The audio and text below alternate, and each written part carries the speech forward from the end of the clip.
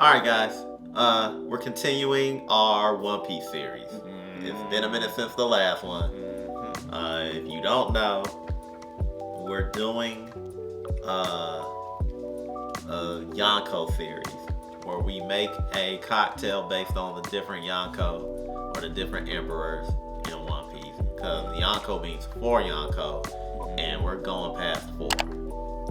Yeah, basically we're trying to encompass all past, present, and future emperors, or Yonko as it were, that have been in the series.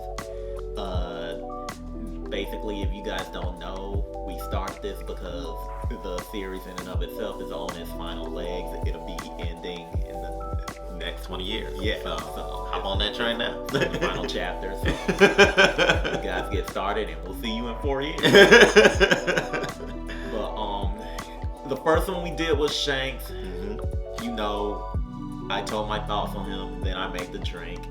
The second one was Big Mom. I told my thoughts on her, and then we made the drink. And now we're doing Kaido, and I'm gonna tell my thoughts on him, and we're gonna do the drink. So, you know, indulge us on this trip down in nerddom. If you're just here for the drink, give us a moment. As a matter of fact, we'll probably put a timestamp that you can go to for the drink. Or not. Or you can just sit here and we talk about it for a little bit and talk about what's gonna be encompassed in the drink. For the One Piece fans out there, remember this is just a fictional series about a guy that doesn't exist running around doing stuff. So it's not that deep. If you are not in agreement with my opinions on specific things, it's okay. Go touch grass, or in our case, go drink beer, or whatever you're drinking. Go drink some water. Actually, you might need some water. You can still be wrong and enjoy the film. And that being said, we're talking about Kaido and the current weakest emperor alive. Maybe. I mean, that might be a hot take. But he's up under there, and I know everybody now is like, well, I'm not watching this. Yeah, but we probably lost a lot of viewers. But I mean, if you look at the stats and stuff like that, and what the cartoon showed us, like, he's a fraud. He's kind of the weakest Yonko. I mean, his accomplishments were basically based on the fact that he had help from other people, and he just rode the wave. Even his crew is weaker than Big Mom. Exactly. Like, I don't think King or Queen compares to, I'll say it, Katakuri and Cracker. I know a lot of people. I know saying Cracker is probably blasphemy, but Cracker gave Luffy problems. He had to fight that man for 11 hours. And only won because he had assistance. Oh, he only won because he had assistance. I don't think King and Queen are posting up numbers like that. They are not. I don't see the thief. And then the rest of your crew are literally. When you think about it, Big Mom's crew was all of her children, who most of them had devil fruit powers, and while they might not have been Katakuri level strong, they were strong enough, or they were very skilled. And not only that, she also had other crews that assimilated, like Capone.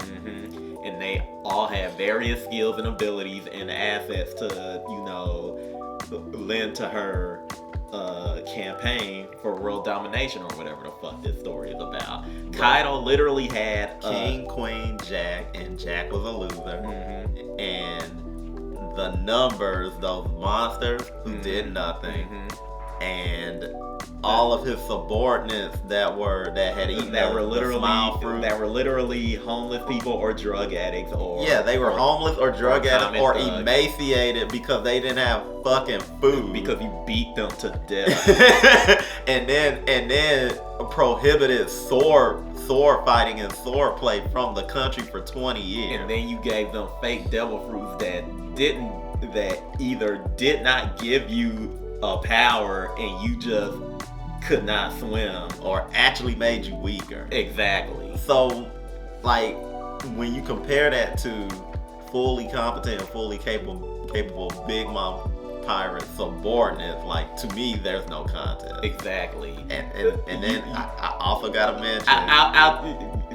mention mention what? Go ahead. that Kaido was supposed to go to Marineford and he did. He got stopped by Shanks. Yeah, the strongest. Yeah, the strongest one. emperor. And I'll just put it like this: if you don't agree with me, I'll just put it like this: who do you think will win in a fight or has a better chance of getting anywhere? The guy on Big Mom's crew that's literally made of cream, or the guy with a giraffe for a butt? And I mean, like, he has his whole body, and then he's the head, he's the giraffe head, and then the neck is coming out of his ass, and the rest of the you tell me who has the better chance. And then you come back and talk to me about this silly show. Alright? Alright. But with that thing, I just thought about that. Yeah, I didn't think about that. Yeah, because I forgot about the Korean dude on Big Mom. Yeah, and we the got one all that lied and was like, I didn't set them free. No, but the one that lied, that was scared of his mom because second strongest in the verse, that's made of cream. Or the guy with a giraffe or an ass. Who wins that fight? Yeah. I That's what I thought. I'd give it to the Kareem guy. Shut up. But with that said and done, I think we finished alienating our fan base. Let's get down to the drink. So we're doing Kaido, and despite his shortcomings and despite how weak he is, Kaido has interesting characteristics, and one of them is he's a chronic alcoholic. Mm-hmm. And if I know Kaido, he's not looking to do a cocktail or get that mixology shit out of my face. It's a thing that he would say. He's gonna take it straight to the head. Mm-hmm. But since we're doing cocktails, we gotta come up with something. Mm-hmm. And I think the closest cocktail you could approximate for Kaido would be a Boilermaker. Mm-hmm. Now, for anybody that don't know anything, a Boilermaker is literally a cocktail, as it were, mm-hmm. that is nothing but beer mm-hmm. and a shot of whiskey. Mm-hmm. It doesn't matter what the beer is, it doesn't matter what the whiskey is, it's all about what you like. Mm-hmm. This concoction is most commonly found in the dive bar scene. Mm-hmm. So, like, you're not gonna see this at, like, a Roof Chris or anything like that. Although maybe they'll do it if you pay them enough. Be that as it may, mm-hmm. you're more likely to find this if you go to, like, a dive bar or whatever. Mm-hmm. And essentially what you do is you take your beer, you put it in a beer mug, then you take a shot glass of whiskey, and you can either pour it in the beer, drop the whole shot glass in the beer, or you can drink the shot and then drink your beer. In either order is up to you. Mm-hmm. Now, be that as it may, there is a little bit of a, I guess, I don't want to say science, but we'll say science to this cocktail, in which you can pair up, depending on what type of beer you have, depends on what type of whiskey that you go with. So, like, and you know, you can find this information on the internet because that's where I found it, but, like, depending on, like, if your beer is a stout or if it's a, you know, IPA or whatever, like, that depends on what type of whiskey that you get. Maybe you use a bourbon, maybe you use a rye, depending on this type of beer and that type of beer and stuff like that. It just all depends, and then it all depends on your preference. Mm-hmm. So, like, if you like a certain type of whiskey and you like a certain type of beer and you think that goes together, you know, you do you. But My theory is I don't think the whiskey's gonna matter in this concoction because the beer is gonna be the most overpowering thing in this whole equation anyway.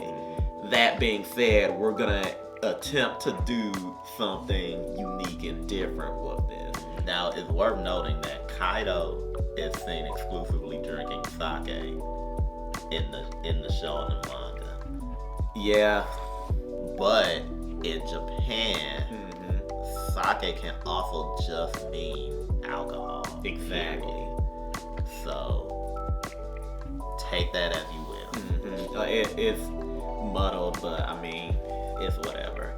So to further stick with the theme with Kaido, so a little bit of backstory.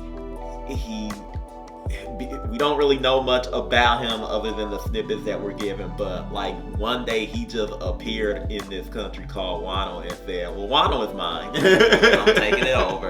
I mean, there's more to it than that. There's more to it than that, but for those that are just waiting for us to get to the cocktail, I'm just, bottom lining it. He appeared in this country called Wano, which is literally just anime Japan, so think of that as you will, and said, Wano is mine.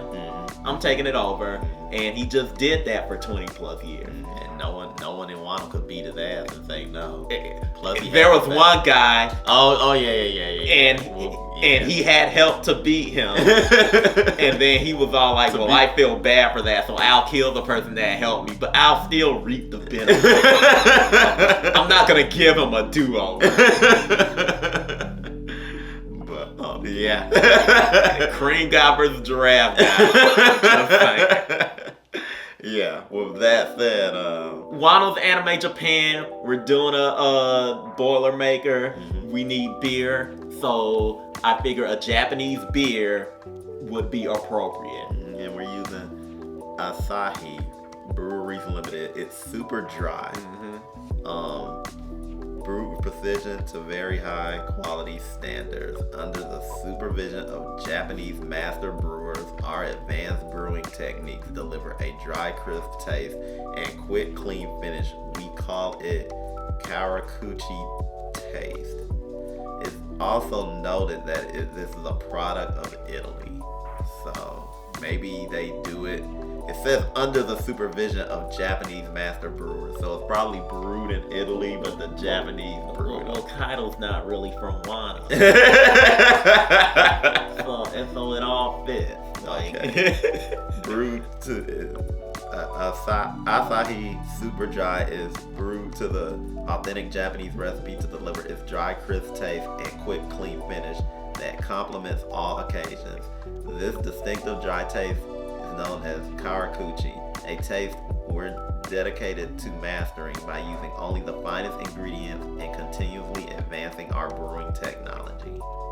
And it also says if you're pregnant, don't fuck with it. I mean, that hasn't stopped a lot of people, but yeah, I'm glad they have the warning. So that's what we're gonna do. And here's the thing, you may think it's a little difficult to find Japanese beer here, but not too much. It just depends on where you know where to look. Here in Atlanta, we have a place called Super H Mart. That's where we got, and it was either between this or Sapporo or Kirin, or however you pronounce it. If you're a weeb or you're into Japanese stuff, then you know those beers because you were probably looking for that stuff before you went to your con that you were visiting the town for. So you know those three. You know those three beers. And this was the one that was available to us, so we're going with that. But for our whiskey, I wanted to do something a little different. Now, Japanese whiskey? That would have been too easy. See, let's subvert expectations and do something a little different. And probably really expensive. Yeah. If you all don't know anything about Japanese whiskey and what it's gone through and why it's expensive over here, you guys need to look that up. If you think tequila's prices are crazy as hell, Japanese whiskey prices are off the chain. Be that as it may, if you want to use Japanese whiskey in this, go ahead and do so. We're just giving you a bit of a guideline of what we're doing. But what I'm going to do is I'm going to do kind of a split base of the shot, since it's only going to be an ounce. So we're going to do half an ounce of rye whiskey and half an ounce of something else that has Japanese origins, and that's this right here, the 1970. We featured this on an episode a while back, and basically it's a liqueur with Japanese origins, made basically with a base of vodka, and as it says, 19 exotic botanicals, fruits, and spices. So, and basically, if you don't know the history, go look it up on the website. It talks about the creator of it. Her grandmother lived in Japan. She would make this stuff from the products that grew in her garden and whatnot. And then when she came over here to America, she decided to market this and make this, and we have this product out right here that came out in 2017, and it's delicious. So we're gonna do a half ounce of that and a half ounce of rye whiskey. So I guess to start, I will prepare our vessel.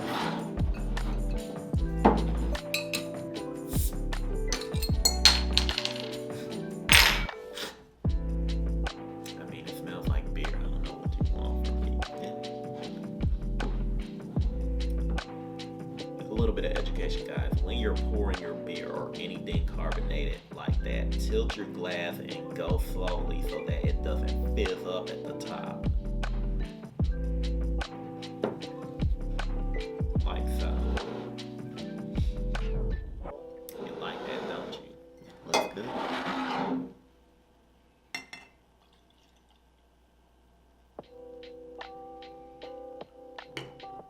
Now, when you look up this recipe, they'll try to give you exact measurements, like 7 ounces of beer, but I'm just like, whatever you want. Not that deep. It's not that deep, guys. Yeah, let the ancestors tell you. Or since this is a One Piece recipe, let your hockey tell you. Yeah. Use your observation hockey. Okay. Here's what I'm gonna do. One of these, I'm gonna just pour it in there. And then the other one, I'm gonna drop it in with the shot glass for demonstration purposes. Like, that's what you want to see. That's what you guys want to see. So we're gonna do.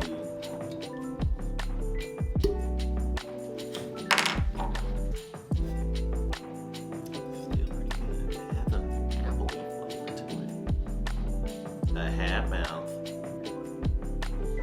of 1970.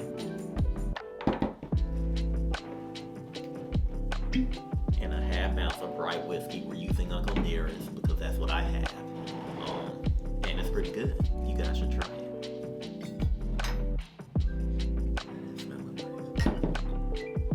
Okay.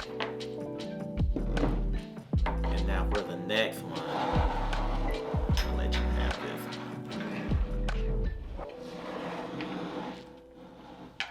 Make sure I line this shot up right.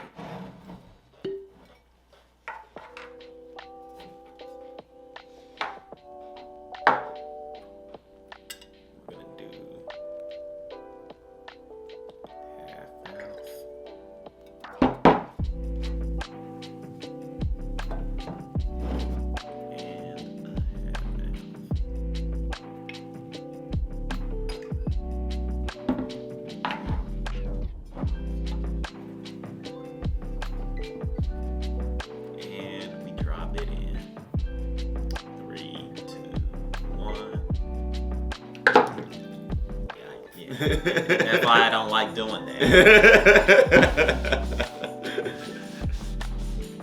Y'all satisfied? Y'all happy? Okay. I'm ready to taste this, see what we got. by the way, you literally do that for the spectacle. Mm-hmm. Like, if you're out at the bar, like, you and your friends do that as a spectacle, and then get drunk, and then play darts or whatever, mm-hmm. or fight the local bike club. Mm-hmm.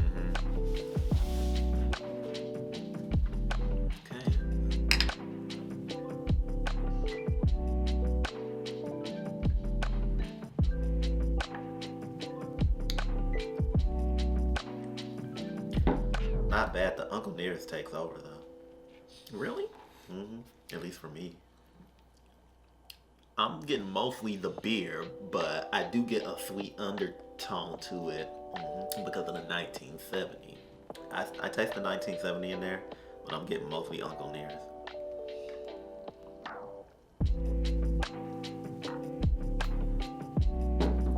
I mean, like I said, it's not bad. yeah, it's kind of simple. You would drink it and then cry about something and then take a nap. And then try to, I'm not gonna say that. YouTube would demonetize it. He would jump off of a bridge and let them put on Yeah. And then live because of the cartoon. I want to start a war for some reason. They didn't tell me why. I just do what the author tells me to do. But yeah, I thought it was cool. If you're in that dive bar mood, when I drink this on the regular, no. Me either. I mean, for one thing, now if you want beer aficionados, we can point you to some beer aficionados. But for us, we're not really beer aficionados. Like, talk to us about liquor and cocktails. Exactly. We'll do beer stuff every once in a blue moon if it interests us. This is actually probably the first beer we've had on the channel in a In while. a minute, because I know we always would talk about shandies and stuff like that, and what would go well, what kind of beer would go well to make a shandy. But it's been a minute. It really has. Now that we're in spring, or we're trying to get in spring. Like, it was the planet is like, but are we? now that we're going into spring, it's time to do some shandies again. So we'll probably be having a shandy or two on the channel. Now I taste the Uncle Nearest. Oh yeah. Okay. Yeah, mine was throughout. Like I still taste Uncle Nearest throughout, which is good. That Uncle Nearest rye is still good. I raved about it last time. Yeah. I'm not done raving about it. But if the point of a Boilermaker is to get you drunker faster, I mean, I don't why rush things? Being honest with you, what's the rush? yeah. I mean, like we said before, there's nothing outwardly wrong with this drink or anything like that. It's just, I guess for me, it's just basic. And I know that seems a little unfair considering if you think about it, shandies are basic too. Like, it's just lemonade and beer. But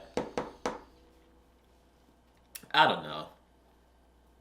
Yeah, like I said, I think we did a good job for what we were trying to do. Like, this is like no, seriously, this isn't bad at all. Like, don't take our apathy. Yeah. Don't take that as a sign of, well, maybe we shouldn't try it. Try it, because you'll taste the 1970, you'll taste your whiskey, but the beer, because the beer outnumbers those things, it really depends on what type of beer you use